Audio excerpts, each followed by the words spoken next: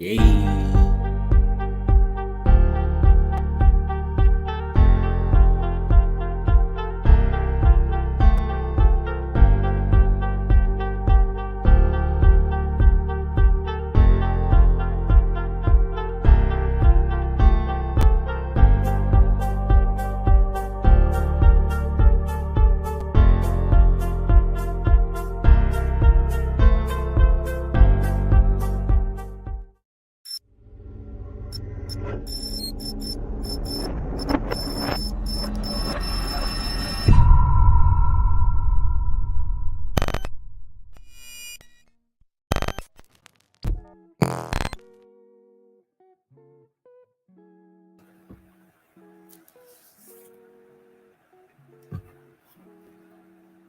Let the music come on.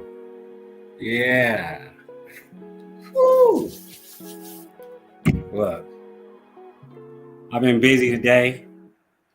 We've been running, but I made sure I made time for my next guest because my next guest is fire, y'all. Welcome to the 1828 Project. My name is Brandon Ward. Thank you for joining this evening on February 21st. Now, we've had an amazing lineup thus far. I think we've had about a total of 15 episodes. We've been going about almost 15 days straight. I think we mixed up one or two here and there. But, I've been trying to get the applications in. And not just that, I've been wanting to get the right people on the show. And I've been listening to everybody's voice. And I've been hearing people say, where's all the ladies at? And I got one for you today. And if you've been paying attention to the marketing, if you've been paying attention to the flyers that are out there, definitely that I got a powerhouse with me today. I got somebody with me who has been amazing. You see, when I first came out to Vegas and, I didn't know too many people. And then I got into, the sports scene, and then I got into the business scene. And then I started learning about different pockets in business, and mental health has always been like a passion of mine. And when I first came into the business scene, it was one young lady who just stood out to me, and her name is Dinisha Mingo. Now, I had a nice little intro for her. Now, and I saw you, Dinisha, because I was about to bring you up. I was about to transition in there.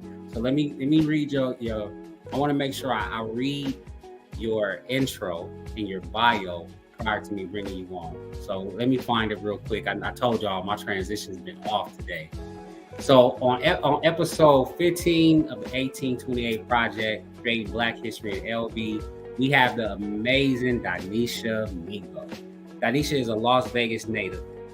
She grew up with humble beginnings in a single-parent household, being the oldest of 6 children.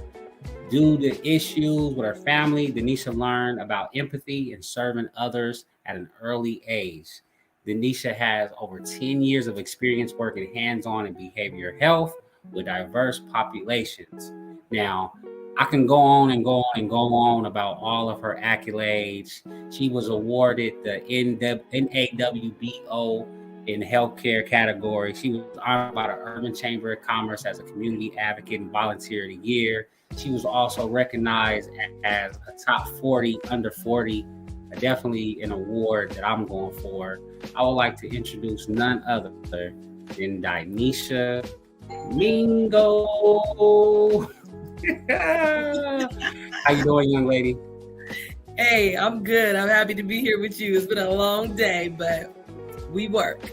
Yeah, we do. Now, I thank you for joining me this evening. Now, I want to give you just a heads up. So, my internet is not as strong as I expect it to be. So, if for any reason I glitch and you need me to repeat anything, feel free just to ask me. I have no problem. So, all right. But I'm excited to have you. You look beautiful today. Thank you. I'm excited to be here. I wouldn't be this made up, but I have my practicum on Tuesdays and Thursdays where I'm doing therapy in the schools with children. So, Okay. So I was hoping to be a little bit more casual and put on one of my Black History shirts, but I didn't get to it. I was all dressed up. I was thinking before I got here, I was like, man, should I try to get in this gym before I go? And, I try to do a little bit of working out prior to a little 30 minutes. And, this is the best. So this is what you got for me. I'm going to fit it out for you. So real quick, we got some comments already. Let's go ahead and Oh, get into wow, the really? comments section. Angel Lash is in here. Miss Angel Lash. Hey, said, "My Angel. sister." Hey, beautiful. Angel was on last night. Thank you, Angel, for being just a fan and also your support. Thank you so much for constantly supporting. What I love about you is you always show love. So thank you, Angel. And then we also got Ashley Burnett in the house. Oh, hey, sis. Hey, Ashley. Okay. What's up? The sisters, like, they've been waiting for this. That's why. Hey. I just want to say that, we can identify some incredible women in Vegas, but Ashley and Angel are like genuinely two of my favorite. And Ashley is a new person that I met last year, but just a spirit. When some people just have that spirit and that they make the baby in your belly leap. Like Ashley carries that, and Angel has just been my sister. She's been a supporter. Like I just love her to death. So shout out. That's amazing. See, I'm gonna call it the D Hive, not the Beehive. We got the D Hive that came out today. All these fans. Let me see. Let me get back in the comments real quick because I like to show them love because as they show love, I want y'all to continue to participate. If you got any questions you want to ask her. You want to show her love, write it in the comments. I'll make sure that I put it out there. Yep. Ashley said, hey, with the fire signs. And then Angel came back with the yes, lots of love always. Y'all my heroes. He said, y'all, man, Dinisha, you my hero. I still have a hard time claiming that, Oh my gosh, stop it. Thank you. But amazing, man. Listen, I got Dinisha Mingo here. Powerhouse. I'm so glad that you accepted to come on this evening. And I'm just looking forward to hearing more about your journey, letting people know about your accolades, and then about your vision of the future as well.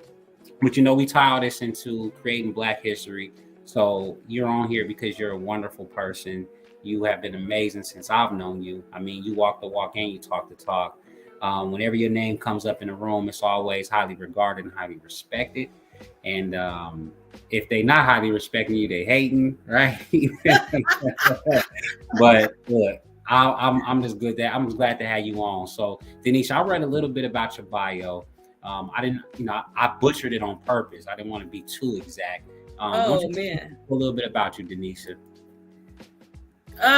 Shoot, I'm a Las Vegas native, like you said. I did grow up with a family of 6 children. My mom raised some of my cousins.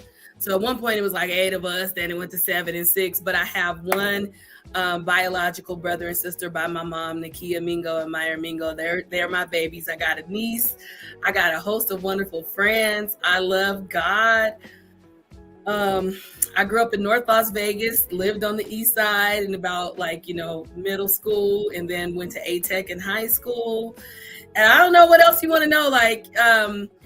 I know that I may have a ton of accolades. I can't even remember them all. But that's not what defines me. So if I want to talk about me, I love basketball. I used to love Kobe Bryant, love singing, love church and traveling. That's and serving people. You are a true servant. You are definitely a true servant. Now, Dinisha, are you from Las Vegas? Are you a native? Look, 2nd generation, born and raised. My mom was born here. What? Where are your family originally from? My grandparents are from Louisiana. Okay. You know the story about what brought them to Vegas? No, I really don't. But what's so funny? My last name, Mingo. I love my last name. And we do have some land in northern Louisiana, like around Monroe. There's some small towns, Delhi, or I think it's Delhi, that my grandmother is from. And my grandfather is from Crowsville. And we have land there. And I think they migrated for work, but I don't know a ton. My grandmother sadly passed away at 42 when my mom was 18. And my grandfather, and this is my maternal, right? I grew up in a single parent household, so my dad wasn't there. I don't know too much about his family.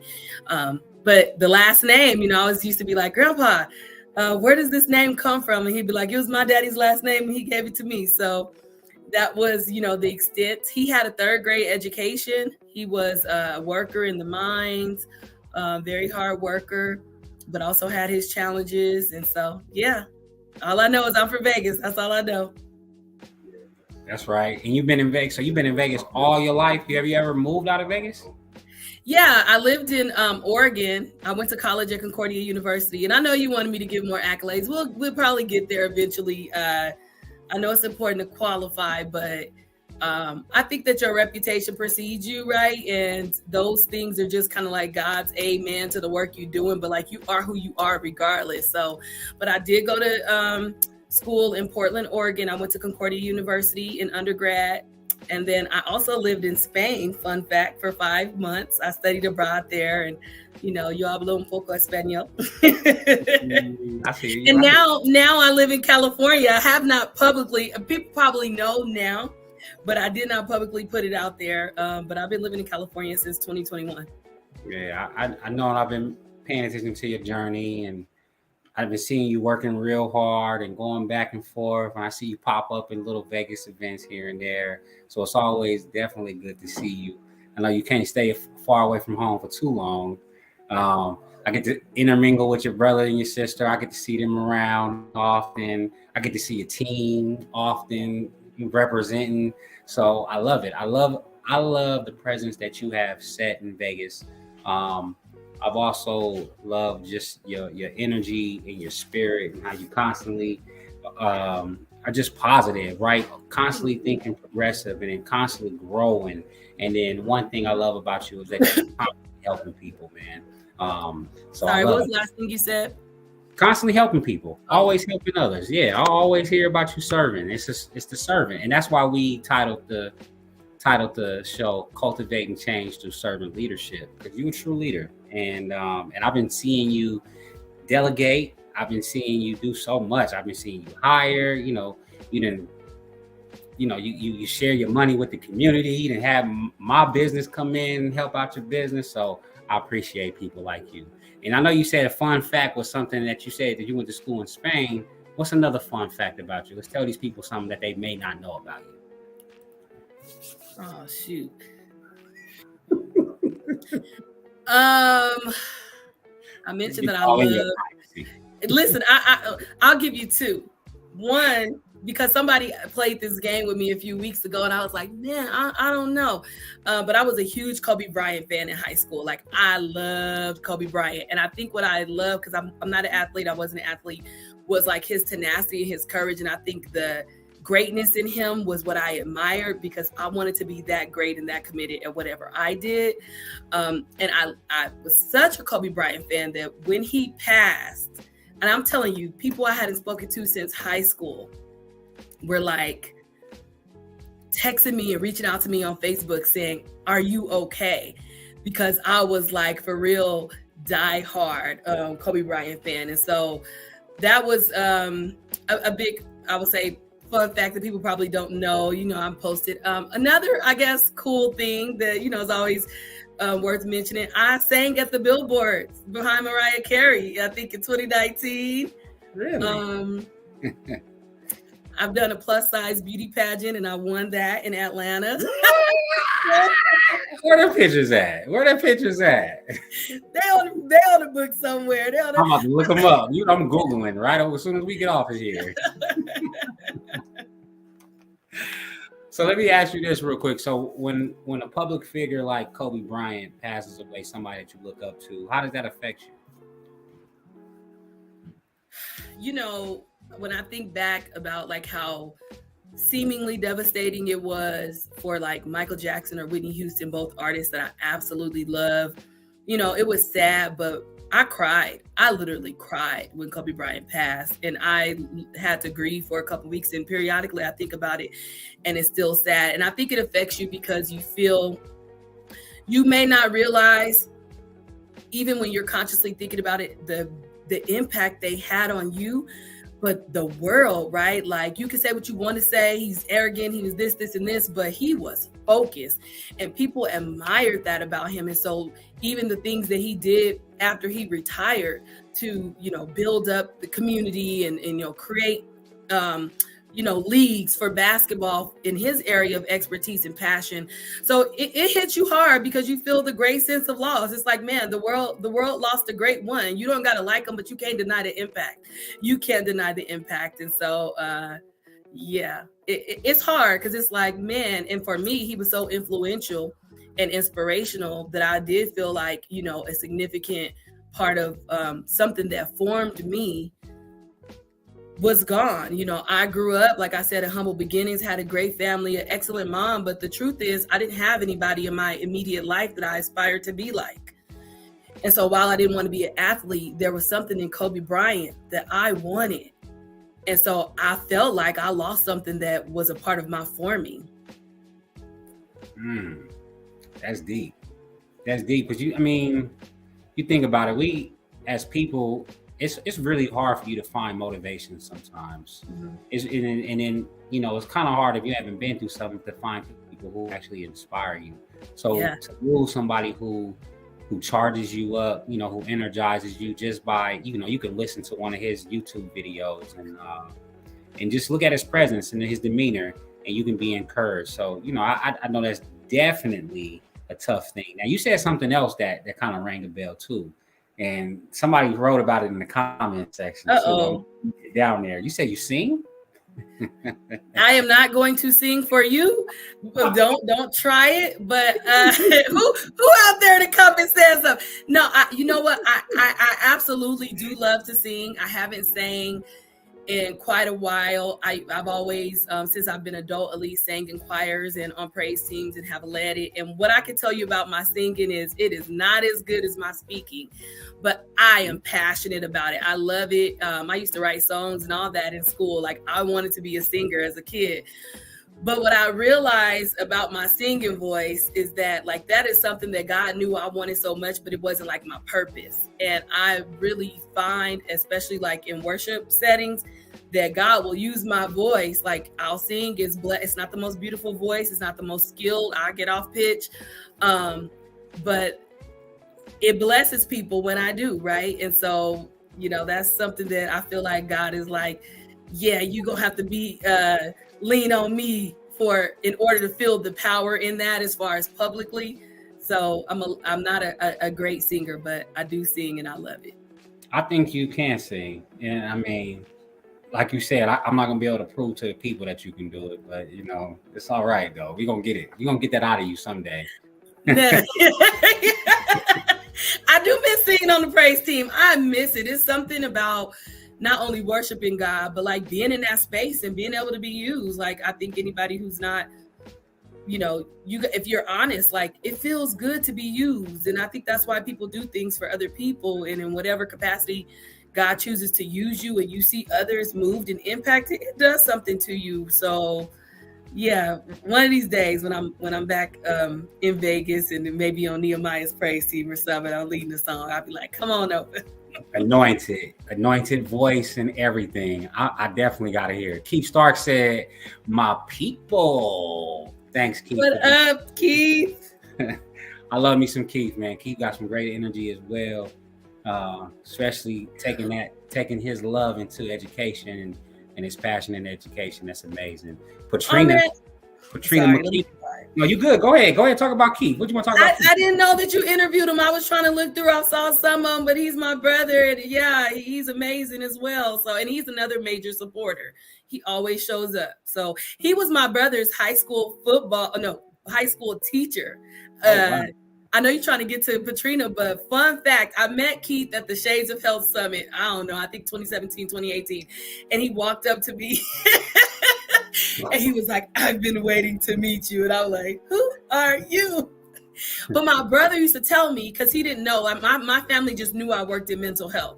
And so they would be like, oh, she's a psychologist. Like, y'all, I'm not a psychologist, but they spoke that, right? But they didn't know. They just knew psychology, mental health. And so my brother would be like, oh, yeah, I have a teacher who works in mental health, and telling me about him. And I'd be like, why is he a teacher? Not understanding where he was in his track. And my brother didn't fully know. So anyhow, Keith knew who I was, probably from the last name, came to the Shades of Health Summit. And we've been like bro and sis ever since. And my brother always speaks about how Keith was one of his most formative teachers. So I trust my brother, And I know Keith is a great man already from that, but I've gotten a chance to know him too. So love him. Yeah, shout out to Mr. Stark. Keith, thanks for joining and watching us today. We also got Malachi in the building. Malachi said definitely. So they was responding to something you were saying. They was disagreeing with you. We also got Patrina, Dinisha Mingo with the hearts, getting all the love. I love y'all. Listen, Malachi, another brother in the Lord, met him in church, show up, have my back. I don't sit on the phone and chop it up with Malachi, but I'll tell you, when I've called Malachi when I needed, he has been there. And so it's nice to have that. Patrina, met her at the YP many years ago. Phenomenal woman, always supported and thinking about me. Like, I'm feeling. Oh, don't even stop. The love ain't stop. Here go another one right here. Shanae Glass. Hey, Shanae. Another one of my sisters and supporters. So proud of her and how she's grown her business. So look, I'm not even gonna like read them all. I'm just gonna like breeze through so you can. I want you to see the love. I won't say that. Okay, I won't say that. I just want you to see the love. Here we go. So Malachi, bam. One of the best to do it, very genuine. Keith Stark, love me some Denisha. Angel Lash, you sing and model? I'm not surprised. Keith said, hey family and coach, hey. Then we got Shanae and we got Keith. Love y'all too, man. Love you too, Keith. All right, we're gonna get back to Denisha. Because I done been on here for 20 minutes and we ain't even got into the questions yet. You just getting love. I love it. I love it. You mentioned something earlier about usually hearing positive things about me in the room, but maybe if it ain't positive, it's some haters. And I mean, I know everybody don't like me, but the truth is my experience has not been that I have so many haters. You have fallen out, or you might know some folks. I found out that folks don't like me, that they don't even know me. I'm like, huh? But I don't dwell there, right? I've never been a person who preached the hater message because that's not where I dwell.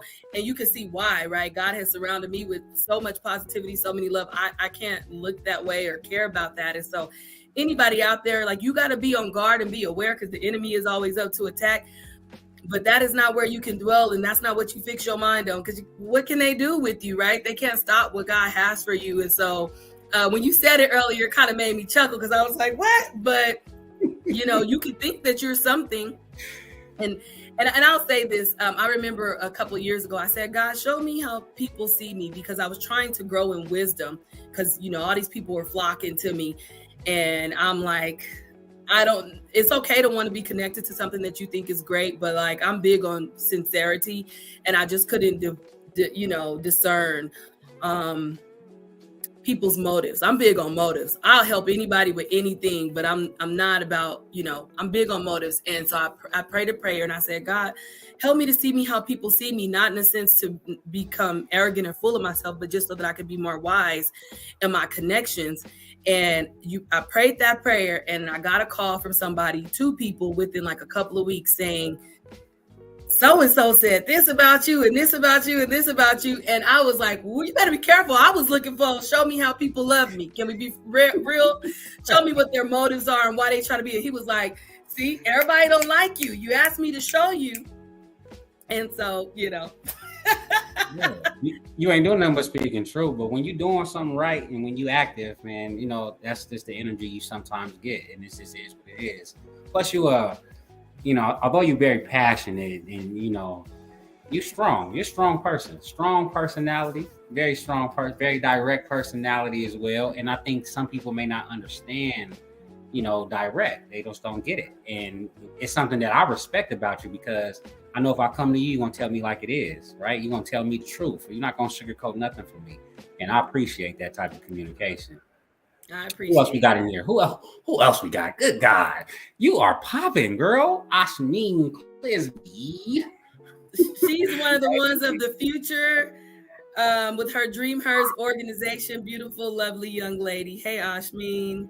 You got him coming out. Look at this one. Former president himself, Ken Evans. Definitely a servant leader. Ken, one of my mentors. Love him. And then we got Ashley Burney. She back in here. She in there again. Speak, sis.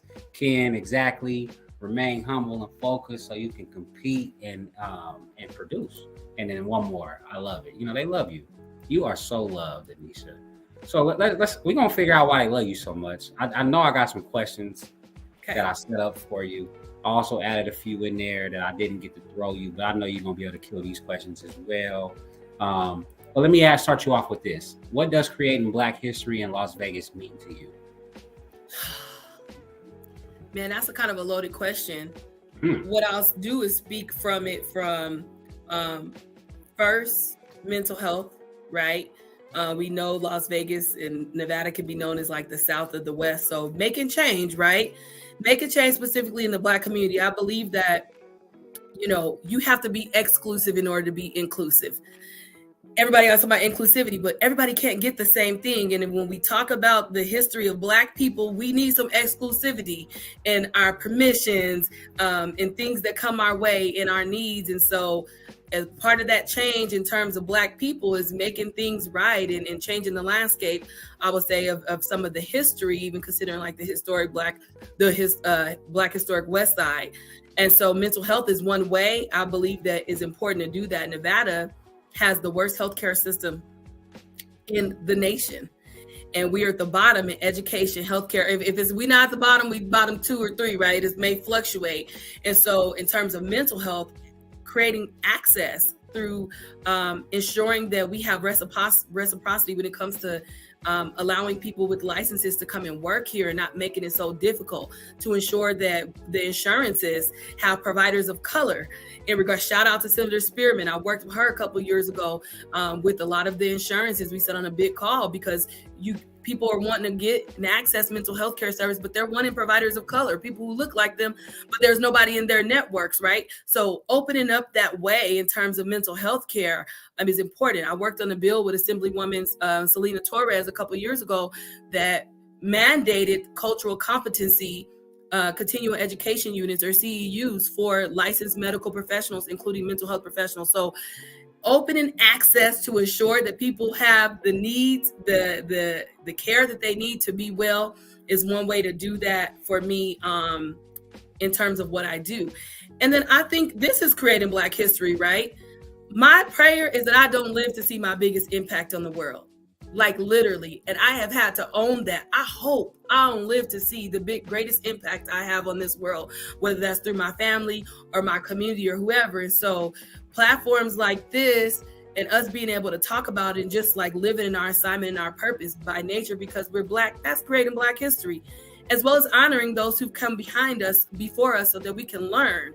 But 50, 100 years from now, people might be talking about Brandon Ward and Dinisha Mingo, and it's not about the name, but it's about the impact. So I'll stop there because I know I can go on and on and on. That was amazing. Yeah, I don't think you could have answered it any better. And that wasn't a pre-given question. I love it. I think you hit on every aspect, which is great, and it means so much because that representation, and then representation is more than just you feeling comfortable. It's like being in front of somebody who can actually help me with my problems, right?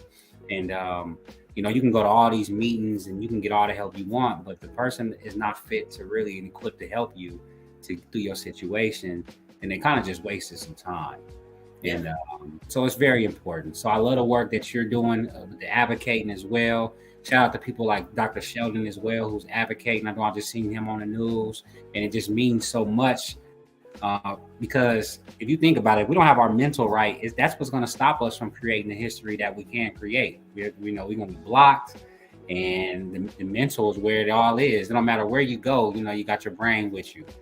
And if may I respond to that? Definitely you can. Yeah, so it is. It does. It's a symbiotic relationship. Well, it ain't even symbiotic. It's multiple relationships. Another thing, what that does is help with workforce. A lot of times when it comes to mental health care, like my high school counselor told me, if you want to work in mental health, or if you want to major in psychology, you need to make sure you get a higher education degree, a graduate degree, because you won't make money. At the time, I was a top student in my school. I was planning on going to law school, so there was no reason that you would give me the advice to take a major in business, because everything in my trajectory, aside from me being Black, and I don't think it was malicious. I don't know, But everything in my trajectory suggested that I would get a graduate degree. So to tell me to major in business when I'm saying I want to do psychology was just poor advice. And so, but a lot of times we think that there's not workforce opportunities for paraprofessionals. But when if you do get mental health, or you see a Dinisha Mingo advocating, now that opens up the access to the workforce, because you're like, oh, this is an opportunity for me. Somebody sitting across from me can do it. And so I think that it has such a major effect in terms of funneling people through the workforce so they could continue to see people who look like them. It destigmatizes it, because if a Black woman talking about it and a Black woman is doing it, then it makes it okay. But also, I could probably do that too. I can go on and on. I'm like, calm down, girl. You know I'm passionate. No, it's inspiring. It's definitely inspiring. And have you had that impact that you feel on? Has anyone told you like, hey, I seen you do this and you inspired me to want to, move forward in my career as well? Yeah, absolutely. It's happened quite a lot. It's happening with people that I have no idea that, I'm inspiring. They watch, and it's always like humbling and a little weird, like, oh man. And I think that, I didn't used to tell my story too much, but it's those moments that God reminds me why it's so important that I'm standing there when I go back and I speak to schools or I speak at community things, and like these babies are coming up and they're like, man, like they see me. I'm just a mere man, right? They see me and it's inspiring them. But then even on another level, business owners are like, oh my gosh, I can't believe I don't realize that people see it like that. And they are very inspired. I've had students who've come through MHS doing practicum. One is coming back to work with us now, and he calls me his mentor, and I wasn't even a therapist. I have licensed clinicians and people who've worked for me who are now thriving in their own businesses. And they'll come back and say, man, you gave me an opportunity, or you encouraged me during those times, or because you did it, it made me feel like it was possible. And so I'm grateful. That's beautiful. Yeah. Whenever you see somebody, so people think people want to copy off people. It's not that people want to copy off people. It's inspiration. Like, if you can do it, I can do it. That's not a shot to you. You're a great person. It's just, I see you in me and I see me in you. So, why wouldn't I be able to do the same thing? Ashmin said, I love it. That's everything that you were saying. Ken Evans said, absolutely. You must be professional and culturally competent. That's going back to what you were saying about 5 minutes ago. Malachi hit you with, that's a dope mindset, lady. You got a dope mindset. Well, and there's enough to go. Hey, Brittany, that's my sister right there. Love her. Thank y'all for the comments. But there's enough to go around, right? And I remember being an inner city kid and like not thinking I was special. Like not special in terms of more special than somebody else. Because I'd be like, I'm doing the same thing you're doing. We come from the same background. We come from the same neighborhood. If I can speak proper, you can too. If I can read, you can. Like, why not? Right. Why not? What I've learned as I've gotten older is like we do have our own special uniqueness, and you got to find that for you. But allow my journey to give you permission and to give you that inspiration to find yours, whether it's similar paths or adjacent or completely separate. But like, why not? Yes, you can too. So. Look who you done grew up to be. A little hero, inspiration. Let me ask you this question, because I know that this is a tough industry that you're in. What are some of the challenges that you faced in your work, and then what have you done to overcome them? So I'll speak from a business owner's perspective, just because I'm not, in the therapy room. I'm not doing direct service anymore. What I will say, the challenges in running a business is the people. It's the best thing about it, but it's the most rewarding part, but it's also the most challenging part, because you're managing a team of people. And I am a person that, while I'm tough and I require excellence, I do care about people and their wellness. So I struggle sometimes with the balance of like, these are the expectations we got to meet, but I still care about where you are, what you got going on, where you're coming from. And so as a team grows, getting back that synergy and harmony is always difficult. And then when you're trying to build up new leaders or people in their positions, that's a big struggle. And specifically doing that in mental health care, becomes a greater challenge, because it's like, you're working in mental health care. How can you not be as, patient or sensitive about some mental health challenges? But it's like, we still got a job to do. And I am, I was talking to one of my staff who's been with me since the beginning, actually a couple of weeks ago, because I made some tough decisions. And I said, do you think I've changed? And she said, yeah, you have. But she said, in a good way. She said, you're still understanding. You still listen. You're still fair. But you're not as tolerant of stuff. And, if I want to help people, I got to keep my doors open, which means that my people have to be equipped. We can be human. We can have our days, but we still got to show up. And I think that it's a realistic expectation. I've always shown up in spite of like what I have going on. And I remember one of my first mentors told me when I was a director of another company before I started MHS, you have to look at willingness and capability. You may have some people who are extremely willing, but they are incapable, whether that's by skills or they're just not mentally in a place due to whatever things they got going on. And then you got some people who are very capable, they're skilled, they up for it, but they're not willing. And you can't have one of those without the other. So when I'm having a challenge with my team or a decision about it, I go back to that, because you might be very willing, but are you capable right now? And it's not a personal thing, but we have to keep our doors open, to keep helping people, to keep being the change and carrying out our mission. You have to have people who are appropriate for the position. I love that you said that. Because, think about it. We're talking about willing and capable. You can have that discussion with a person, and a lot of people will tell you that they really don't think that they're capable.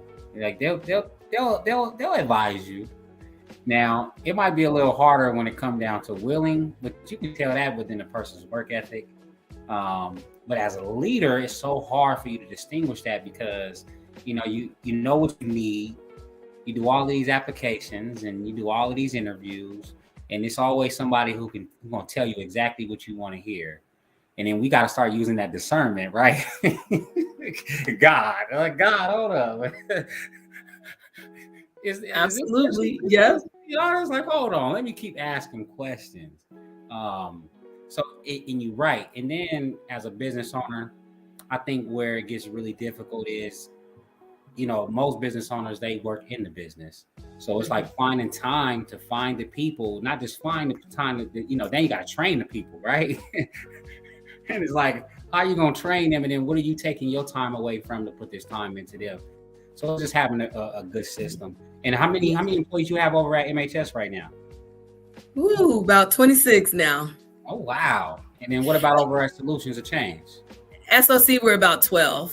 Okay. Look at you creating jobs. Oh my goodness. Well, and I want to touch on something, right? I am a people builder. So another challenge I have is deciding, do you have the capacity to help a person build into what you see?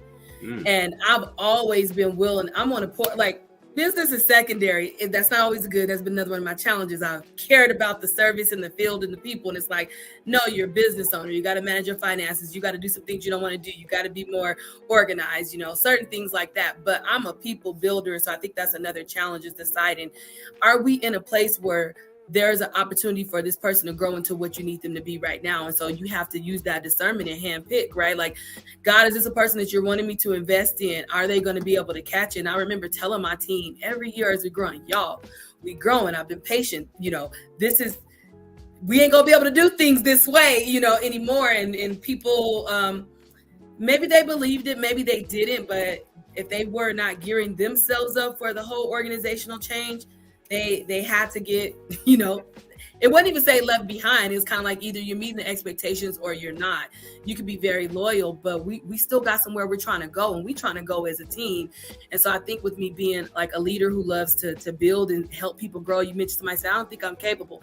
I'm one thing I can say humbly but confidently is I'm excellent at helping people feel capable and know they are, and then giving them opportunities to see that they are, and to grow into that. And that's something I'm extremely proud of.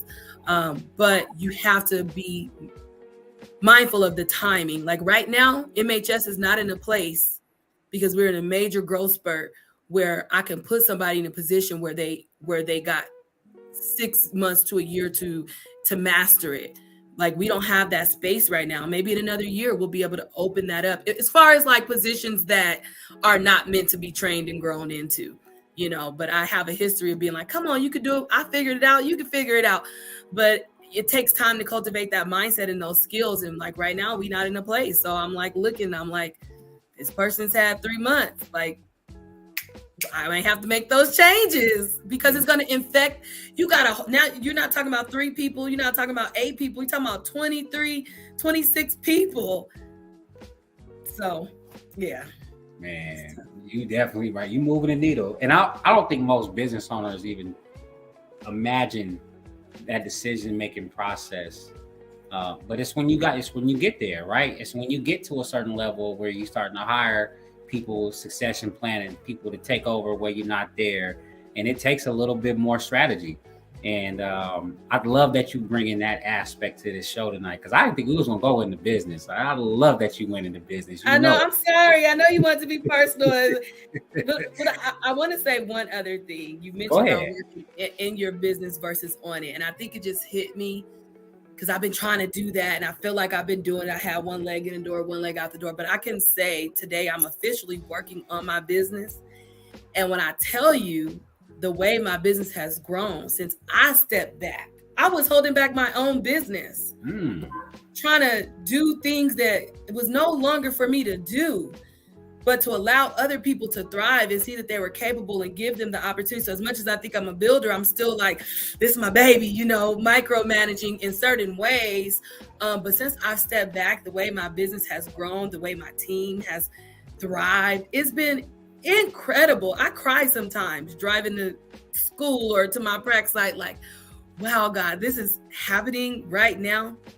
But now it's because I'm working on it versus in it. And those people have been able to do the work in it. And it's been beautiful. That's beautiful. Man, let me hit this up. Brittany said, excellent point. Dinisha, Ashley said, allow my journey to give you permission. I love it. Lou Collins, look at Sweet Lou in there. What up, Sweet Lou? He said, oh, amazing.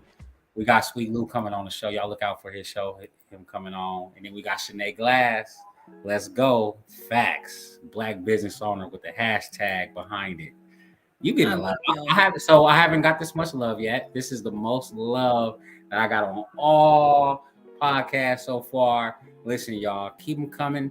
Heart, like, share, get the word out. We haven't even got started, man. We 42 minutes in. I ain't even got it. No, I'm sorry. I'll shut up and let you ask the personal questions.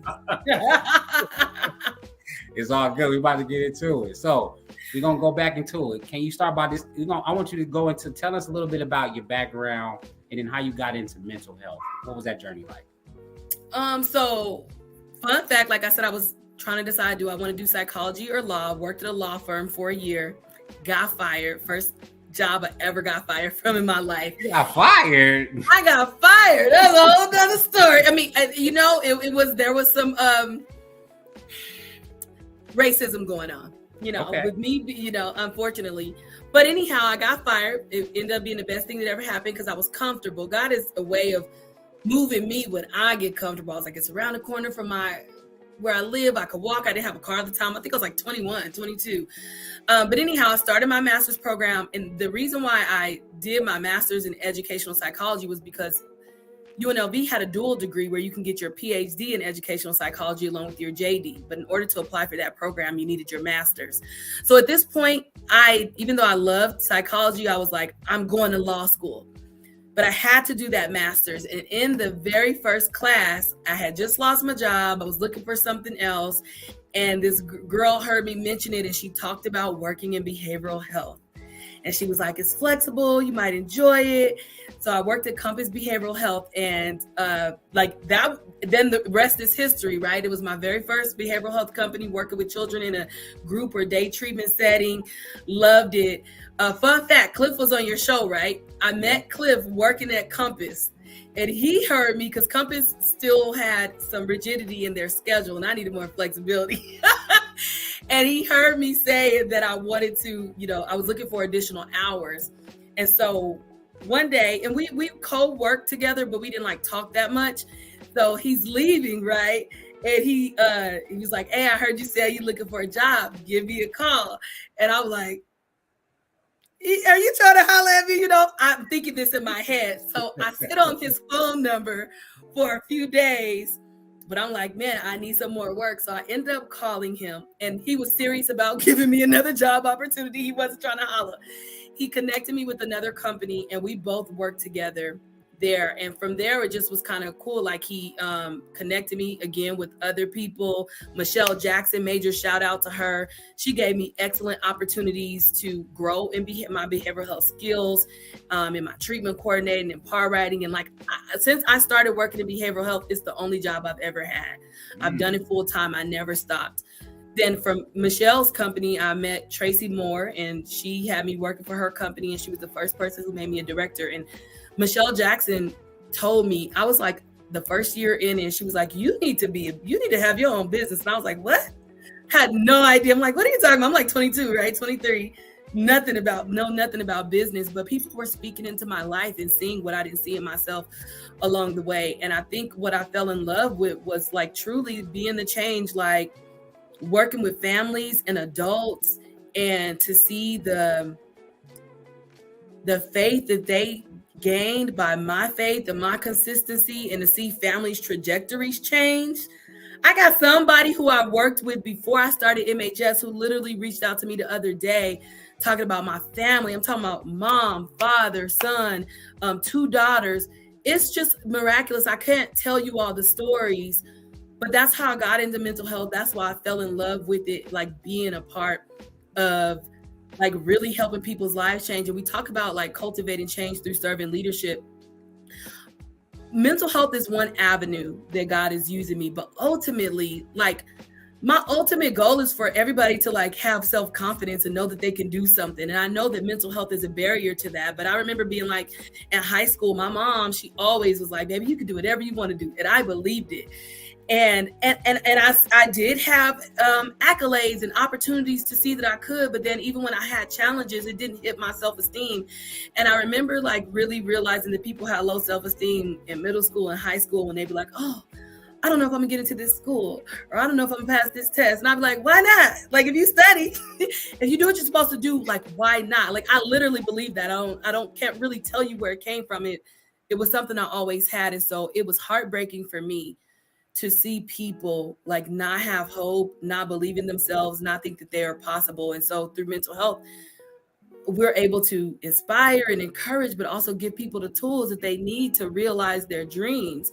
So like my hope is like not just that you get mentally well if you're struggling with a mental disorder, but like literally that you go and see that it is possible to live out your God-given purpose, like far beyond like counseling. So like that's what I'm passionate about, liberating people, helping people to truly be empowered to live the lives that they're meant to live. You got to peel back a lot of trauma, a lot of pieces to this onion, you know, because we're very conditioned. Yeah, I know. Even on my best days, I can feel myself doubting myself, and it's crazy. But, you know, it's very inspiring to hear that that's your mission, because I've never heard nobody say that. Like, I want to boost people's confidence. Like, I want you to know that you can do farther than what you dream of doing. Like, you got to believe in yourself. And I think people don't realize that when you have that vision is given to you because you're capable. Now, I don't know how you're going to get there. I don't know how you're going to make it happen, but you're capable. You got to figure it out. And definitely, sometimes you need that guidance. Now, when it comes to mental health and seeing the counselor, seeing the therapist, they can usually help you get on the right path, get you in alignment. They're one tool, right? When you say usually, that's hope. That's the hope, right? Hopefully you get a good therapist, a bad therapist out there. But yeah, absolutely. And I think the great thing about therapy is that person is not there to tell you what to do. They are there to reflect, help you reframe some of your thinking patterns, help you search through some of these maladaptive thought patterns that you have about yourself, things that were embedded in you or you were conditioned from childhood, things that probably generationally you were conditioned into. But they're there to reflect and help help you decide what you need, help you determine what's the best choice for you, help you gain confidence in your ability to make the decisions that you need to make about your life, and your ability to move forward and know that we're constantly putting ourselves out of a job. You can always come back, but the goal is to put ourselves out of a job. And so whether it's a moment that you're having that's about a life choice, you can go to therapy for that. But maybe you have experienced some serious trauma and you really need that safe space for somebody to listen to you. The listening is not just about you venting. It's about seeing that you're worthy because somebody's validating your feelings. And a lot of people don't get that. And that really impacts our confidence, how we think about ourselves, how we feel about our self-worth. So it's so multifaceted and so multi-layered. But in a nutshell, yeah, ideally, therapy should be able to help you do that. But it's not through the therapist saying, this is why, this is how, but helping you because you got the answers already inside of you. You've just been told so many times, whether it's by yourself or somebody else, that you don't, that it's impossible, that you can't, that you're not even worth trying to figure out the way. So many people give up because they have this learned helplessness. So helping you gain that hopefulness again. And I think when you have confidence, you will figure it out. You know, you may not have all the answers and the tools, but you believe that it is possible. So you're going to do the work to figure it out, whatever it is. Nobody helped me apply to college. Today, if I had to help somebody apply to college, I'd have a hard time because I didn't have a blueprint. I just figured it out. That's right. That's right. And so you seek support, you seek mentorship, you seek knowledge. But when you know that it's possible and you believe in it, then you'll have the motivation and the commitment to do that. Yeah, my therapist told me today, he said, we having the same conversation. You got to move on. You got to move. You got to make a decision like ASAP. Like, I'm not trying to tell you what to do. He said, but this is holding you back. So you have to make a decision real soon. I'm like, man, I didn't even notice I was dwelling. So able to reflect that, right? And deciding if these same conversations are helpful or harmful to you, right? Are you ruminating? Are you making any progress? I'm definitely making progress. Definitely. He told me too. He was like, man, I see a lot of growth. I'm proud of you. I'm like, thank you. I appreciate it. I just want to shout you out as a Black man going to therapy and saying it publicly, right? Thank you. And that's why I'm putting it out there. I every platform I go on, I tell people, yeah, man, I see my therapist. I don't think nothing wrong with me, but I sure do believe that it's keeping me from something happening, something going wrong. So I love it. And I just appreciate it. But that's from y'all advocating as well. So can you share with us the vision behind MHS and what makes it unique compared to other mental health clinics? Me? I'm just joking. No, no, joking. You ain't joking. You ain't joking. No,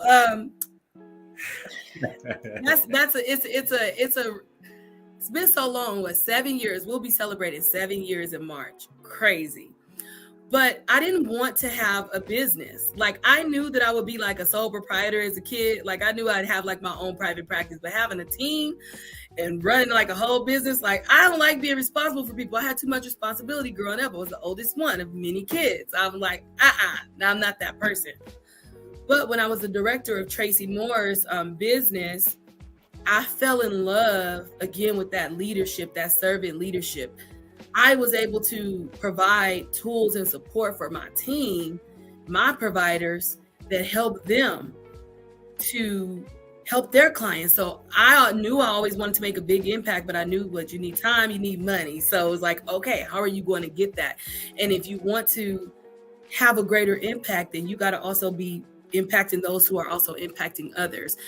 So at the time, I think people are very familiar with behavioral health, maybe some not, but I remember a lot of people like, oh, my uncle, my aunt, my cousin, my pastor got a behavioral health company. And so while I love working in behavioral health, it was not anything that I felt like I would be proud to do. And I got a little bit of pretentiousness in me. I like doing things that are set apart. I like to win.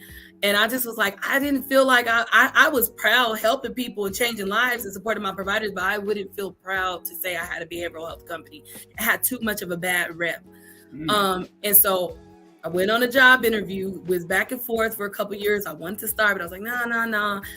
And I went on a job interview with the Nevada Donor Network. I'll never forget, didn't get the job. Another first time in my life that I didn't get something that I was going for. I didn't get the job. I thought it was an excellent interview. And it was kind of like I was at a crossroads. I didn't want to continue to work for the company I was working for. Love her to death, but I knew that it was time for something new. And I was like, all right, I'm going to do this. And I wanted to set a standard of excellence around behavioral health in Nevada, especially as it pertains to Black people. And so that standard, we say exceeding a standard of excellence, meaning that comes by training, making sure our people are well trained, make sure that the workplace culture is positive and not toxic. That means it's going to be perfect. You got conflict, but like, that's a big thing to me, like culture. And then that we have, we're effective in our services. I think that like, that's kind of it in a nutshell. And it starts from the inside out. And so what I would say, what sets us apart is that vision, the people that have bought into it and who come and want to be a part. But I think our culture, a lot of people come to both MHS and SOC and they're like, I never worked at a place like this. And they kind of got like some PTSD. They're waiting 3 months, 6 months for the ball to drop and somebody to go crazy. And I'm not saying we haven't had challenges, but I could definitely say like across the board, the culture that I've kept working in predominantly minorities, which you get a bad rep, and predominantly women, is something I'm extremely proud of. And so I think that that's one of the things. And then like that vision, we are going to do it. We go above and beyond. Like if somebody calls us and we cannot help them, my team, you call them back. It's not about MHS. It's not about the business. It's literally about the service. If they called us because they saw us and we don't accept their insurance or we can't help them and they don't know nobody, we'll do that research. We're going to get back on the phone and we're going to call you back. And so many people have been like, oh my God, wow, you guys really called us back. So I think it's like our genuine passion for what we do. Like you cannot work for us and not be passionate. That is what I look for in my interviews. And if you're not willing to do that dirty work and go above and beyond and understand like this a ministry, it's a real service, like you're dealing with people's lives, then you can't work for us. Ooh-wee. So that's one of your core values? Seriously, yes. Yeah, I love it. It is on our brand. It's on our brand style. Seriously. Yeah. And I've had people who interview and they're like, yeah. And then I find out 3 months later, they didn't think I was serious. They were waiting for it to become just about the money or the other things. And it's like, it was one of your rah-rah speeches. I don't know if that really answered your question, but now you see why I say me. I definitely see why. Meg Glass said you definitely have concurring with what you said. So she hit you up. And then Jada said, thank you for sharing your therapy experience, Brandon. Yeah, I'll tell you. Jada! It's been a while. Let them know I'm not 100% all the way there. If I nut up, I'm seeing a therapist, y'all. I'm working on it. Well, and you said something like, oh, ain't nothing wrong with me. The reality is nothing has to be wrong with you to go. Sometimes there are some real challenges that people need to deal with. But when we think of Maslow's hierarchy of needs, therapy is one of them higher level, needs. And, things that people go to therapy for typically are things that are impacting their love and belongingness, their self-esteem and or their self-actualization. And so while we have these mental health crises and people are needing therapy for more severe issues, the reality is we wanted to get to a place where it's a privilege to go, right? I'm in search of self-actualization. And that's why you see suicides amongst a lot of wealthier people, because now they're being forced to face my basic needs are met. My safety needs are met. I am now questioning, do people really love me or are they with me for a motive, right? I am questioning like my value, my self-esteem here. Am I actually really in my purpose? Like when your other needs are met, you begin to literally have those conversations about your purpose. And I think it's like a God thing because we weren't meant to be alone. We weren't meant to do anything on our own. And so historically, you see suicides happening at those rates because now people are facing themselves and they're like, I am not self-actualized. I'm not living out my God-given purpose. And that's hard. to have to own. And so it's a privilege to be at a point in your life where you can also go to therapy, because nothing's wrong, but I want things to be even more right, or I want them to be even more better. I love that. Man. Oof. Yeah, I'm doing the right thing. I'm going. Yes. I'm working preventive measures. We're taking, knowing my options, feeling it, get to see what's going on. Yeah, you're right. It's so important. I didn't even show you. I didn't see my man Sheldon was in here. What's up? He's dynamic trailblazer, leading the way. So much respect for him. So big up to you real quick, because I've never had this many hearts, thumbs up, the little, we got the little care emoji too. You up to 21. That's a lot. Oh, well, I thank God for it. I thank you for the platform, and I thank everybody out there who genuinely love and support. I'm very grateful. Seriously. They truly love you out here. So how do you address the issue of cultural competency in mental health treatment? And why do you believe that it's important? So, the by the book answer, I gave you some other things earlier, some things that we've worked on, some laws and things like that. Within both of our organizations, right, we make sure we have providers who are culturally competent to a point, right? Nobody's culturally competent. I think that's another thing. People get these words and they buzzwords. It's like cultural competency. There's too many cultures, too many differences. Nobody's going to be culturally competent, but the way that you become culturally competent is by genuinely being culturally curious and by genuinely being culturally humble. I might have lived in the same household as you, but I don't know your experience. And I am going to be humble and curious about what your experience is and be sincere in my approach. I'm going to treat you like a human, see you as a human first, not be assumptive and come in with biases, so that I can learn about you. And I think that same position needs to be taken across cultures. Now, we mentioned earlier that oftentimes people do want somebody who looks like them. And when people say they want somebody who look like them, they're really just saying they want somebody who understands. Right. Oftentimes, a person who looks like you is maybe more likely to understand or make you feel more safe. And so we do have the majority of our staff are, Black or Latino, minority. We got some minority Filipinos in there. Well, we do have non-minorities working in both organizations. And so they have the opportunity, if they're coming in with that curiosity and they want to learn, then they can also grow. And I think that helps bridge that gap, right? Again, the cultural competency. I thought all white people was like this. And I thought all Latinos were like, even amongst our staff, I have some Latinos who've been like, I've never worked with this many Black people, and I had these preconceived notions. So I think that we do it by making sure that they're in the room, making sure that we're hearing from them, making sure that we have diversity, even in sexuality and in the different differences, disabilities. We are an organization that if you are capable, your disability is not going to be a barrier. So those are some of the ways that we address it. And then the advocacy. Again, if people see you, it's going to make them more likely to give them permission and know that it's okay to reach out and seek help. And then keep talking about it. Keep talking about it and keep listening. And then keep doing the work. Keep learning. So when you recruit, do you look for cultural competency, or do you look for a person who looks like they can represent a specific demographic? Oh, I look for both. Okay. Right? So, because you can have some minorities who are not culturally competent. Because they might come in thinking, oh, I know, I'm Black. I know this, and then now they've lost their humility and their curiosity because you're coming in assumptive, when the reality is we have an array of experiences across our diasporas.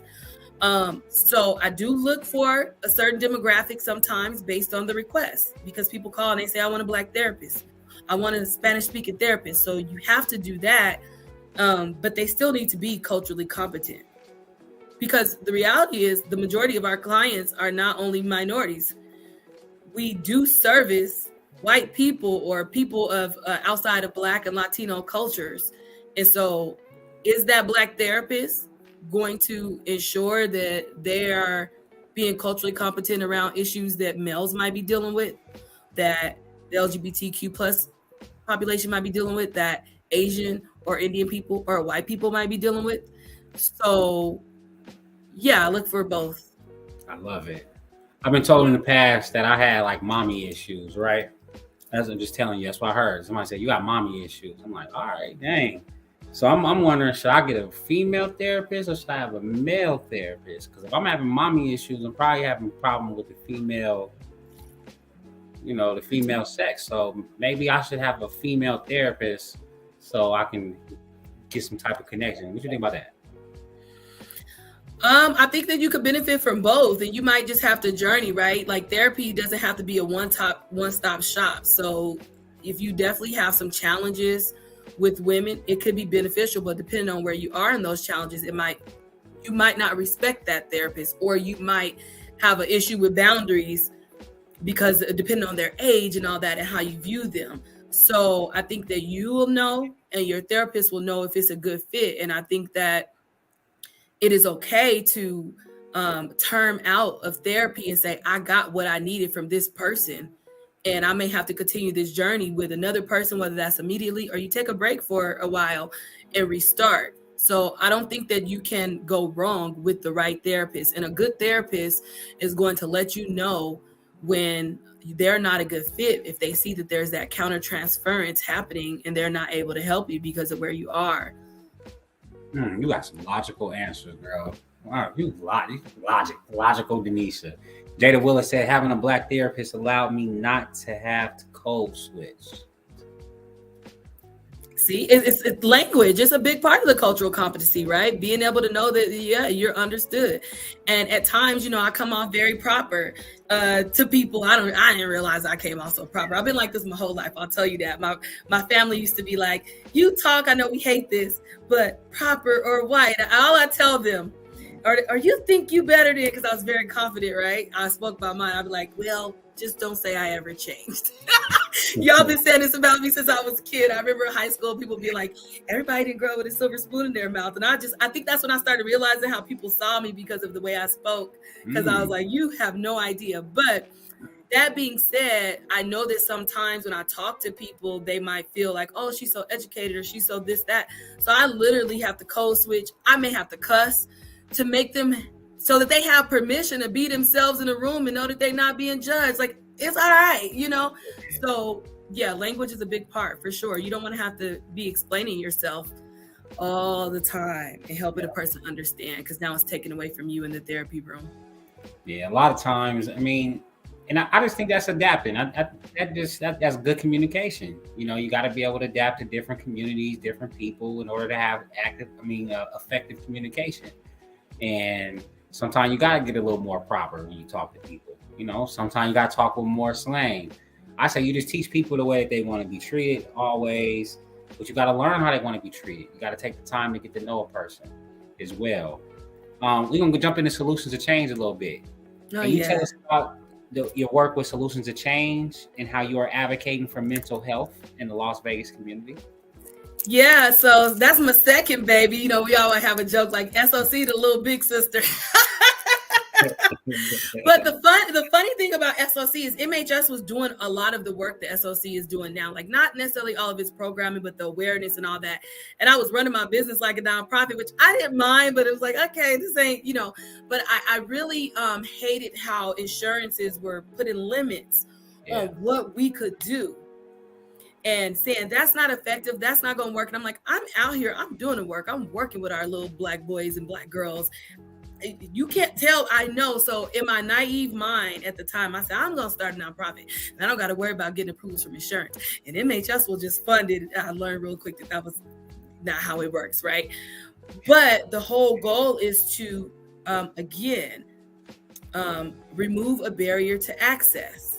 If you are uninsured or underinsured, there's so many people out there, including undocumented people, who want you to be able to come to a place where you can get help. And a lot of undocumented folk are afraid, like thinking they're going to be reported. Like, no, we are literally here to help.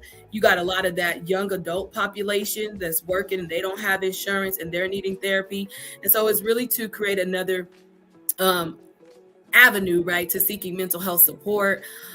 We've been so very blessed to have grown in the last 2 and a half years, and a lot of the advocacy that MHS was doing moved under SLC, but SLC has morphed into its own beast. We have a youth summit that's coming up in May 20th, I believe. Reach out to us if you are interested, 13 to 17, where we're talking about mental wellness, but it's not from a very heavy perspective. It's really like light and empowerment for youth. Healing to Health was something that me and my MHS team, it was like 4 or 5 of us, we used to do at the church's summits. Now it's morphed into an entire all-day conference. I thank God for that. But now SLC is doing that. They're doing programming in rec centers in the community. We're doing free therapy. We got bilingual, Black. We need some Black male therapists. Keith over there. And we have our family support specialists. So again, kind of like when I was telling you, like we have to call people back. Well, as a for-profit business is not getting paid for case management, right? That is a major cost to spend that time helping people. And so that's why I wanted SOC, because I realized these Maslow's hierarchy needs. A lot of these minorities who are coming in for therapy are not going to fully benefit from therapy when they have all these other needs. So we have our family service specialists who help you with resources, whether that's job, getting your Medicaid number, doctor's offices, like whatever it is you can call. We'll figure it out. I told you we'll figure it out type thing. So it's not like, oh, no, we don't do that. It's like, what do you need? We're smart enough to figure it out and connect you. And then we have our community support specialists. We offer free online groups, family thriving program. It's so much. I can keep going on and on and on, but that's what Solutions of Change does. I love it. It kind of go back to the other question I had asked you, like where is it, like where are the services that you're providing different? How do you differentiate yourself from others? And Solutions of Change seems like it's really adding a lot of resources and pushing a lot of weight over there. So that is a great strategy when it comes to business. You got to teach that in the class someday. You know that, right? I mean, we want to just be able to fill the need, right? Because a lot of times people might call you and they may not make it somewhere else or they don't have time. So it's important that for accessibility purposes, that they're able to get what they need right there. And I would say what also differentiates us is we keep the main thing. We're going to help you the resources. We're doing the outreach, but it's all mental health focused. People come and say, oh, do you want to do COVID stuff? Oh, do you want to do housing? It's like, no, do what you do and do that well. We keep the main thing. And anything else that we do is still tied in, connected to it. And when you asked me that question earlier, I was thinking more so about culture, but MHS does ABA services for kids with autism. So again, we're able to collaborate between our parts. And thankfully, we have community health workers now. So we're able to do some more of that resource, case management support. And we do a ton of other things too. So yeah, you can come and get it. We're hiring for registered behavior technicians. I'm still in the workforce. It's a lot, but yeah. I commend you. I love it. This is amazing. So we wrapping it up. We're getting down to the bottom. We got about 4 questions to go. We've been on for about an hour and 12 minutes. You've been on it. You've been going. I know you tired. I know you had a long day. So we're going to wrap it up pretty quick. But, these are some good questions. So definitely they are going to challenge you a little bit. What advice would you give someone who wants to make a positive impact in their community, especially in the area of mental health? Just do it, right? I think that it goes back to purpose. Everybody is not meant to be a clinician. Everybody's not meant to be a business owner. When it's mental health specifically, you can make an impact by being an advocate. You can make an impact by just learning. And when you see somebody at a bus stop or a store, or you have a family member who's having a crisis, you have skills to just be present with them and know how to be a warm handoff. So if you're talking about on a more community-wide scale, I would say get involved. Make sure you know where the resources are and be able to share. And if you want to go further in mental health, I would definitely say education is incredibly important. You can work along the way in the field, but if you know that you love it, then you should definitely be seeking higher education and figuring out where your niche is in it, because there's a ton you can do. That's right.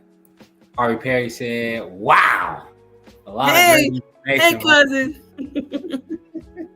Harvey is a true supporter. Thank you, Harvey, for watching and then once again participating. I appreciate you. But yes.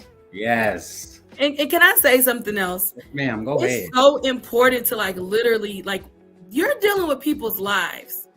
A lot of people see people and they think about Medicaid. We're going to keep it real. Like, oh, I want to get into this. And it's like, this is not the business to get into just for a job. Like on the work side, for one, you're literally dealing with people's lives. And it's not a hustle. It's not a hustle. You can go, we got to make money. We got to live. We got to be able to do the things, but it's not a hustle. If you are serious about wanting to be in the entrepreneurial side of it, then I would say go work for a company and learn. So many people come to me wanting consulting because they heard somebody they knew, but they like know nothing about it. And that's why it's hard for you to build, because you don't have the connections, you don't have the credibility, and you don't have the knowledge of how it goes. And I think it's the worst thing you can do is to have a business in an industry that you don't understand. Until you got big money where you investing and you can say, hey, I want my 20% of my 10% as residual income. But when you talk about like as a business, it's a beast. So learn it and be serious about it, because that's the only thing that's going to keep you. That's great advice. Great advice. You when you gonna start doing your consulting? When is that happening? I do it, but it is on a very special basis because I've been doing it, and but yeah. Big ticket Dinisha over here. It sounds like you got some good advice. I mean, I'm telling you, these principles, and you can tell that you didn't went through the education on everything from business to mental health. So thank you. And it shows. It definitely shows. All right. So can you speak to your vision for the Black community in Las Vegas and what you're working towards? So, when you asked me that question earlier, I was like, it's a hard question to answer because mental health is just one way, right? I care about our church. I care about spirituality, and I'm a big advocate for social justice. So I will say more specifically for mental health, right? I want to see us well. I want to see us have access. I want to see us walk into what we need to do and get the heal. We got a lot of generational trauma. We got a lot of it ain't even from generations, from post-traumatic slave syndrome, but like literally our parents, or just even the things that we experience in regard to violence and all that are impacting us. And a lot of Black people think that these days, historically, we are a very collectivistic culture. And I think we become very individualistic. And then I think like life and just experiences have made us be like, I can figure it out on my own. And I think if there was anything I could tell my younger self is that you can, but you don't need to. And there will become a point where you can't figure it out on your own. So like literally really leaning into the help, whether that's mental health or mentorship and other support. And then people understanding that like what's for you is for you, so that they're not afraid of competition or helping other people. But I really would like to see us unify. And unity looks like wellness and prosperity for all. So spiritual wellness, mental wellness, financial wellness, physical health, wealth, and wellness. We got a lot of work to do as a Black community, myself included. And I'd like to see us really lean into what work. I think when we study history, things change, but like the church and the clergy have always been a centerpiece of the catalyst of change, women and the church, because people still rely on it. And so it's very disheartening to see the lack of faith that people have or involvement they have in the church. I'm not saying that they don't have good reason, but I like to see us like just really come together as a community and embrace all the values that have helped us get to this point. And that was our faith. That was us relying on each other. And that was us being together like as a unit. When you think back to the civil rights movement, white people did not think that Black people were going to do that boycott because they thought they were lazy. They didn't think they would unify. They didn't think it was possible, but they sacrificed collectively to make what was supposed to be a one-day boycott 13 months. It took a lot of sacrifice, walking, sharing, picking up people that you didn't know to help them get to work. Like really, like we in this together and we can do it. And so I like to see our Black community in Las Vegas get back to those principles so that we can see the change that we want to see, which is wellness and prosperity for all. Man, I love that. Definitely. Of course, when it comes to faith-wise, when it's not aligned, it does cause some type of division. And it is definitely a way that we got to be able to see through that. Like I love the term coexist. I mean, I love the sign. I love everything about it. Just to see everybody come together. You know, you think about it. For the most part, most of us believe in almost the same thing. Almost the same thing. We might call it something different, but when it all comes down to it, it's all from a godly perspective. We all got the same intentions. We all want the same. We want safety. We want to have our families to thrive. We want our communities to thrive, and we want our babies to have an equal opportunity like everybody else. And there's so many people who have that same vision and mission. So if we can all get on one accord, we can all just come together, I think that'd be great. And I honestly, that was really the motive behind creating Black History in Las Vegas project. It was, we have so many people that are doing great things. I want people to hear what each other is doing because I'm nosy, so I know what y'all doing. You know, I know you nosy. I'm nosy. I want to know, who is that? Okay, I heard that name. Okay, they got an award. What did they do to get that award? All right, I got to read about it. I like to see what their reputation is in the community. I want to see, are they helping kids? Right, that matters to me. All those things matter. Are they reaching down? Is this somebody that just look rich and they just look good and everybody admiring that person? Or this person look good, they look rich, and they helping other people as well? I just love it. You know, there's so many people with good hearts in our community. I ran into Twix. I told Twix, man, I've been running into you so much outside. I feel like I'm on Facebook and you just showing up on my timeline because we just in the same rooms and connection. And it's not just, it's everybody. It's like when I'm meeting with him, I'm with another person, and then he with somebody, then we can introduce, you know, it's just a beautiful thing. And that's what I wanted. I want people, when they see each other in this community, for them to stop, for them to embrace one another, and then for us to talk. Hey man, I heard that you doing this and I'm doing this. Maybe we can align and we can collaborate on this. My last question is always at the end of every interview is, where can we support you, right? Even though you're a leader, even though you may have everything you may need support in the smallest little area, and little old me can help you in that one area. Why not? Why should I not step up and make that effort? We got 2 more comments, and then I got 2 more questions for you, and we out of here.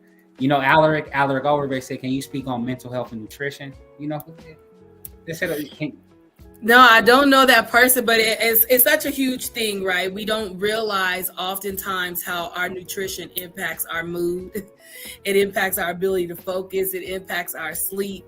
There's so many things. I'm not a neuropsychologist, neither a nutritionist, so I will stay within my scope. But I do know, right, how you eat impacts how you feel. It's true. You want to make sure you have the vitamins and stuff that you need for your brain to function properly. And a lot of mental health disorders are impacted by nutrition, ADHD, depression, anxiety. So you really want to look at, it's never just mental health, right? We look at mental, physical, and spiritual health.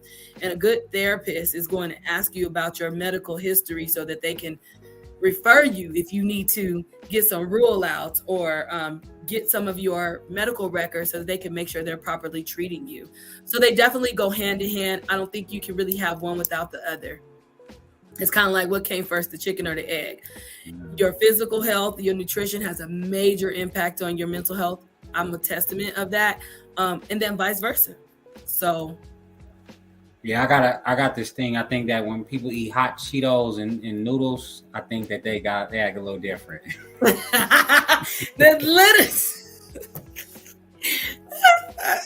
That might be a mindset thing, but it still goes. All right, let me stop it. Listen, this is one of my best questions, and I'm interested in hearing what you got to say. Who are some community members who you would like to acknowledge? Oh man, this question is always hard because you don't want to forget anybody. So definitely everybody who showed up on this live, right? Everybody who showed up, like they're not just people that I'm like, oh, I like them, I see it in passing. They're people I have genuine love for. Monica Ford, like we're over in Nevada Partners, MHS is on site there. Like what I can say is, like, you know, when you hear that scripture that like your name is being mentioned in rooms that you're not even aware of, you know, I think of people like Monica Ford and Shondell Newsom and Ken Evans, Kennedy Cobb, and I mentioned Michelle Jackson. She was one of the first. She helped me start my business. There are so many, you know, but I think those are some who came to mind who I will say have impacted my journey. And it's particularly special to me because I'm not a person who needs a lot or who has needed a lot from people. And so I'm a person that you can give me a little bit and it goes a long way. So I haven't had any single person who's held my hand and said, do this, do this, do that. I figured out a lot on my own. And that's why this collectivism is so important, because I realize like how much you need other people the more I grow and mature. But those are some of the people who have just helped me in ways that I didn't even realize that they were helping me, because it wasn't just the here's how you do this, but it was the mentioning your name, keeping you at mind, checking on you. How are you doing when other people are not, you know? Yeah, I don't know if I missed anybody. I got to shout out my team. I know they're not community figures, but they are, because the organization is. And members of the community members. And I want to say Janice Wiggins. Okay. When I tell you a sister, the way she came in and helped me out with both MHS and SOC was like, sis, God told you got to go to school. She put her life, she sacrificed her own doctoral program to help me. When I can't explain to you the magnitude and did it phenomenally, excellently, better than I could have done, right? Because it wasn't for me to do. That's what God had in plan. And so when you talk about earlier about like really acknowledging what other people are doing, like there's room for everybody. And I think that when we get out of our own egos, then we're one body, many members. What's your strength? She said, you the visionary. She is the implementer. That girl can put some strategy and execute some things together. And so being able to really acknowledge the different things we all bring to the table and know that we're better together is important. But yeah, she's somebody. I think I mentioned Shondell. A lot of the people who you've had on here have been pillars. And then like Dr. Tiffany Tyler, she's a person that it was a day and I was real low. I cried at lunch with her, but she didn't judge me. She held that space. So I don't want to forget nobody. All right, but it's crazy how they all cultivated, because the people you named is on the show, and then the people you named are going to be on the show as well. So it's just amazing understanding, right? It's like, all right, the circle is. Our community is really good. People say that like, oh, Black people don't. I'm like, that's not my experience. That's why I can't get down with the hater talk. Yeah. People have helped me. Yeah. Loved me.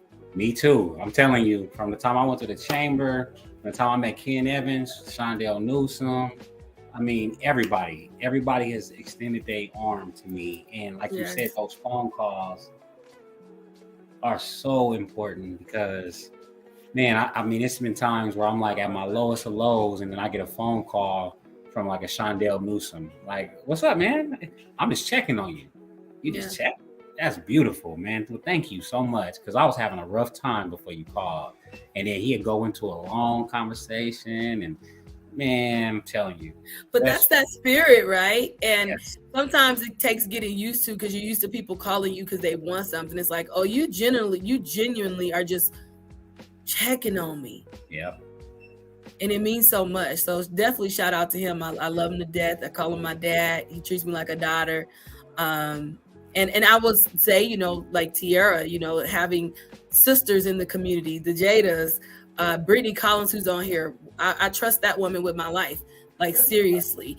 So to have peers and friends that you can literally lean on and be your genuine self with, who ain't judging you. I love my community. I've always had great people around me, and they just keep getting better. So I'm great. I'm blessed. I definitely want to say something, because I got to acknowledge you,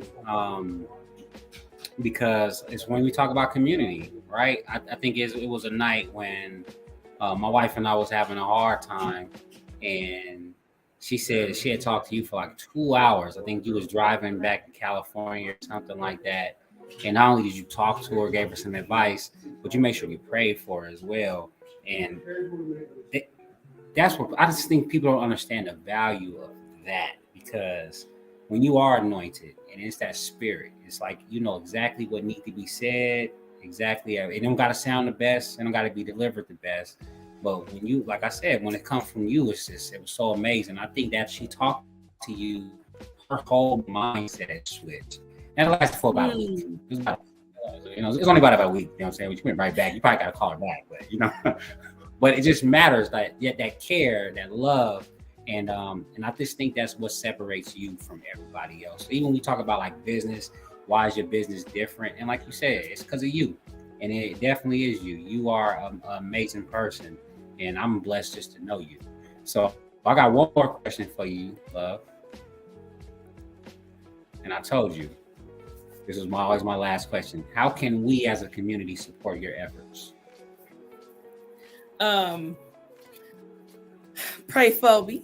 That's right. Right? That's right. Like seriously. That's right. Pray for me. And I would say, don't assume that I know and that I got it. Like, I think that one of the things that often happens to me is people like, oh, that's like just from being a child. Like, seriously, she got it. She knows. And so people don't often offer information, and not because they don't want to, because they assume that I know. And so if something comes across your desk that you think we should know about or could be doing, or that I could know, like, don't assume that we know or we got it. But most importantly, pray. And you know what? I'm glad you brought the last question back, because I missed that majorly. Lord, forgive me. But what makes us different is God. My team know it's a ministry. I pray for my team. We prayed today on a team meeting, right? And I know that when you walk through those doors, and you will know and feel it, there is a bigger healing agent, greater than any education, greater than any license, greater than any schooling can do. And it is that Spirit of God. And I pray for my clients, and I pray for my team, and I pray for anybody who walked through those doors, anybody who meet us at a community event, anybody who call us on the phone. So there is a healing power there. And you'll feel that essence. If people have said it, and there have been times where it wasn't there, and it's like, we got to get back. So it's a ministry. So I would say, first, foremost, that is the biggest thing. And the reason why I say me is because God knows that I know that, right? I was praying with clients way back before MHS started, and it don't go without them. And that's why I moved here. People were like, you're crazy. I was like, yeah. I can't afford not to be obedient. Your business on the brink of a crossword. You're moving out of town. And it was tough. Right. I cried. Jada knows. Cried, stressed, worried, but still being obedient even in the midst of my worry. So it is God. It's always God. It's never not going to be God. And I remember thinking, oh, what if I post scriptures or something up? And I'm like, ain't nobody Bible thumping. If that's unprofessional, if somebody is that offended by what keeps me hopeful, it keeps these doors open, then maybe we're not the place for you. Right. That's right. That's right. That's right. So we praying for you. I definitely know that you were praying for me and my family. So I appreciate you. You are amazing. I knew this interview was going to be good. I didn't think it would be an hour and a half, but I got you for an hour and a half. Hey, out of class and all You've been saying that. You've been saying that. I didn't think it was going to do it. Ruth Hamburg. Oh, there you go. She said, love this conversation and this guest. Ruth, thank you. And I know Ruth. Shout out Ruth to her. is actually somebody who reached out when I first sent out my first flyer. She said, I'm going to let all my clients know this is a platform that I think they should be on. So Ruth, thank you so much for you supporting, and thank you for watching Dinisha, because she's amazing. Now, Dinisha, this is my second favorite portion of the show. This is where you have an opportunity to give your closing words, and then you also are going to have an opportunity to introduce my next guest. You may not know her. It's a her. Okay, you weren't listening. You may know her, and if you don't know her, then you have an opportunity to get to know her tomorrow during the show. So let's give your closing words, and then I'm gonna bring the picture up, and then we're gonna see if you know who my next guest is. Okay, I just want to tell you thank you. You are incredible. I'm very proud. We didn't get to talk about like how we met in our journey, but I know that in our first couple of meetings, like you said, I thank you for receiving my directness, but I thank you for receiving my directness, right? And I don't think it's just me. God has carefully planted strategic people around you to support you and encourage you. And so thank you for not giving up. And I'm so proud to see how you've grown. And I'm extremely proud of Tiffany as well. You guys doing second career stuff and just trying to make it. And thank you for this platform and finding me worthy enough to be here. Like I said, I'm just Dinisha, and I'm just trying to do what God has called me to do. And so my final words to anybody out there is, I know that I know that I know. I don't, like Brandon said, I don't care what you call them. That if you find God, for me it is through Jesus Christ, you will find your purpose. And when you are in your purpose, you cannot go wrong, period. None of us are meant to be alone, and we are meant to bless others, right? Somebody's blessing is tied to your yes, is waiting on your yes. So find what that is for you. Find what that thing is that no matter how tough it is, you are not going to give up, and allow God to be your strength, right? That's where you can get that hope. But do something purposeful, do something that's blessing others, and know that you can just because you can. That's right. Not because of your accolades or anything else, but just because. So be blessed. That was amazing. I'm gonna try to add to it just a little bit, because you just gave me something. I just thought about it. Whenever you doubt yourself, pray about it. Mm-hmm. Just pray. Just ask God to give you the strength, and you'll be surprised where that strength will come from. You just had this strength out of nowhere. Jada said amen. So we're going to leave off with amen. We appreciate you, Jada. Dinisha, that's one of my rocks. That was beautifully said. Thank you so much. All right, so here we're going to pull up my next guest. My next guest tomorrow. Ruth gave you 2 thumbs up. To let you know right now. Angel gave you a praying hands. blessings, Ruth. She gets stuff done. All right, so this is my next guest, and it's actually I do know Ashley Dodson. So my next guest tomorrow, February 22nd at 3:05, is Ashley Dodson, and you say you know her, so I'm gonna give you an opportunity to go ahead and give her an introduction. Join in tomorrow for Creating Black History in Las Vegas with your host, Brandon Ward, and his special guest, Ashley Dodson of Love, Inc. And the message is going to be your most authentic self, speak life, and spread love. And I think that Ashley is amazing. We actually used to work together. She actually used to work for me. So to see how she has grown and morphed into her calling has been extremely beautiful. She's a committed woman. She's hard working, dedicated, and loyal. And I know that there's nothing in this world that she can't do, that she puts her mind to, she can do it. So y'all are in for a treat tomorrow. Woo! Look at that intro, girl. You're just amazing at everything. Hey, it's the truth. It is the truth. Harvey said, it's official. I'm hooked. Much love. Yeah. Hey, Brandon, I will let you know now that I've become better about my business. When this blow up, I'm gonna need my cut. I got you. You know, I'm gonna give you a cut, and we're gonna go somewhere with the cut. We're gonna go somewhere and cut up. That's what I'm talking about. Nah, but I thank you so much. So, like I said, I don't want to take up too much more of your time. We an hour and 37 minutes in. Dinisha, I appreciate you, sis. I love you. If you need anything from me, please reach out. I will always support you, whatever I can. And as I continue to grow, I'll have more access, so I'll be able to help even more. But let's go ahead and let's change the world and keep creating Black history in LV. I thank you so much for being with me tonight. Hey, thanks for having me. God bless you. God bless you. You have a good night. You too. Bye-bye. And that's it, man. That was fly, man. That was amazing. How can you get so many good interviews back to back? Oh, you just have great people come on that are doing great things in the community, and it's proven.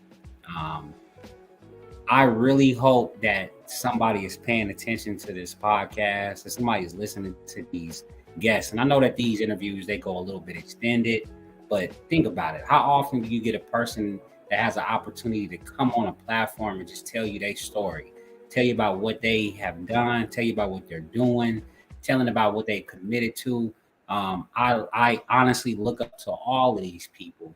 And like I said, to be acknowledged by these people is just an amazing. It helps me in my confidence. It helps me feel better about myself, and it helps me to get to my next interview. So y'all tune in tomorrow at 3:05. We got Ashley Dodson in the house. Another thing is, if you are a female next month and you want to come on the podcast, I am doing the same concept but for Women's History Month, and it's going to be creating women's history. And I really want to acknowledge women, whether it's older women, young women, if it's anybody that's in school, students with straight A's. Somebody told me about it. Matter of fact, that was Antonis yesterday. He told me about somebody who had straight A's all through high school. They had 1B. And I would love to have somebody on like that. But if you have any recommendations, send them my way. Hit me up in my inbox. But I'm going to put the jot form for you to fill out in the comments section here. If you're interested, fill it out. If you know somebody who should be on the show, tell them, hey, fill out this application, jump on this platform. He's going to give you an amazing interview. I promise you that I'm going to try to highlight you as much as possible. But thank y'all so much for y'all time. Thank y'all for joining me tonight. We went an hour and 40 minutes. Shout out to Dinisha Mingo. Matter of fact, she just put her websites in the chat. Go to solutionsofchange.org and you can donate. You can be a part of the change. You know it's a great cause. You know it's their ministry. You know it's their purpose. You know they're passionate about the work that they're doing. And allow yourself to allow them to help out people who they can help out. And then Denisha said, shout out to the SOC board, Charles L. Whitby. She said, Trina Marie, Frenzy, Shaw, Phyllis Johnson. I guess she missed a few people. And then she also put her MHS link in there as well. Look, be with me tomorrow, y'all. We'll have another fly interview. Ashley should be doing amazing. We got a few more females. We got a nice little lineup coming up, matter of fact. Before I leave, let me look at my calendar so I can give y'all a heads up. People already hitting my inbox telling me it was a good interview. And y'all be surprised, man. We don't just get Black listeners on this show. Man, we so diverse. We get a little bit of everything, especially when they write me in my inbox. So I love that. So our upcoming interviews will be, so we got Ashley Dodson tomorrow.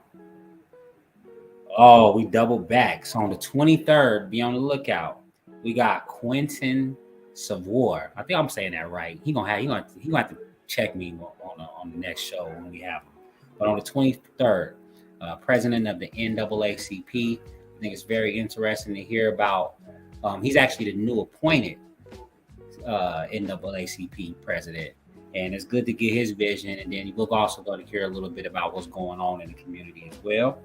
On the 24th, you definitely can join me. Angel Lash, you definitely can join me. Definitely. Just put that app in, put that job form in. Who we got on 24th? 24th, I feel very happy about. We got Dr. Tiffany Tyler coming on. She's gonna do amazing. It's gonna be good to hear about all the work that she's done and that she's doing currently, and her vision for the future as well. So y'all make sure you jump on that one. That's Dr. Tiffany Tyler. That's on what was that Friday? Yep, that's Friday. And then Saturday gonna be amazing too.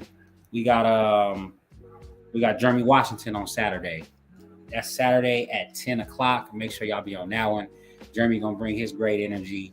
And if I'm right, they got a topic party that night. So maybe we can have it to where somebody can win like a free admission to a topic party or something. Maybe a couple's admission. I'll talk to Jeremy and see if we can work that out.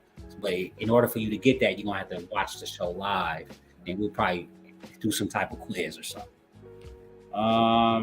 And then on the 26th, we got Mr. Quincy Branch from Branch Benefits. Looking forward to that one. Then on the 27th, so the 27th, it was open, but I actually got in contact with my guy we're gonna have Larry Smith come on the 27th. Larry Smith from G5 Cultivation. Looking forward to hearing that one. And then my last interview of the month is gonna be one that I'm really looking forward to as well. I think my man name is Byron Goins.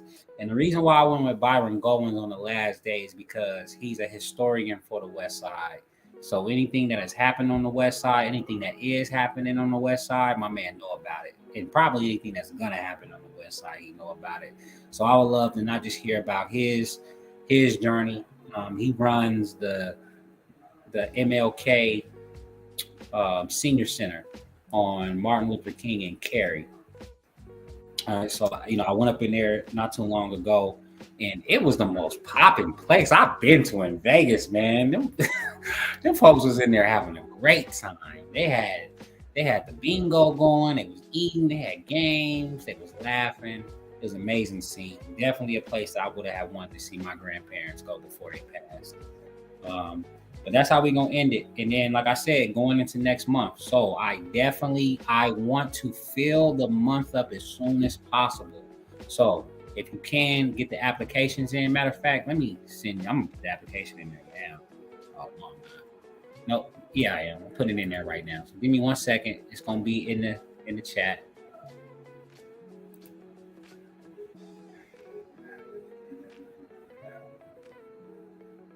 It's 8:20.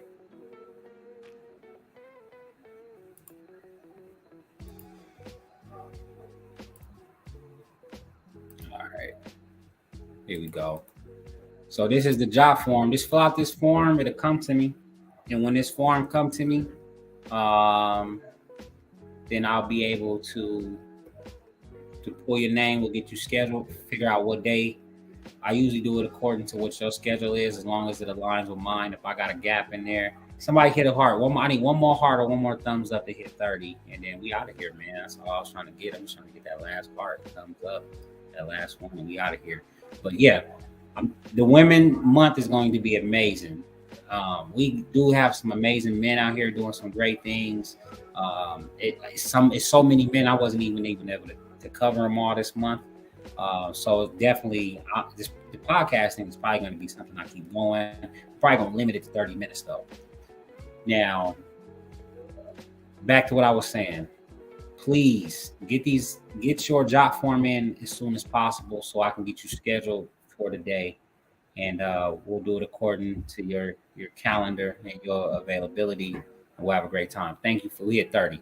So we out of here, man. 1 hour and 46 minutes. Dinisha Mingo gave us an amazing interview. Hit this job form if you want to be on the show. I would love to interview you. If you have any events or anything coming up, we would like to promote you. And this is just the beginning. I'm going to be honest with y'all. This can probably grow to being something huge if I keep it going. I really have a passion for it like that. My passion this time was really just showing love to people and connecting with my community. That was the goal. But anytime God gives you an idea, you roll with it, and then you don't do it half-heartedly. You got to go all out, and I've been going all out with it. So I hope y'all enjoy it. I hope you have enjoyed this episode, and I hope you enjoy the episodes to come. I thank you, and I love you for being with me tonight. With that being said, man, I'll see y'all tomorrow. Good night.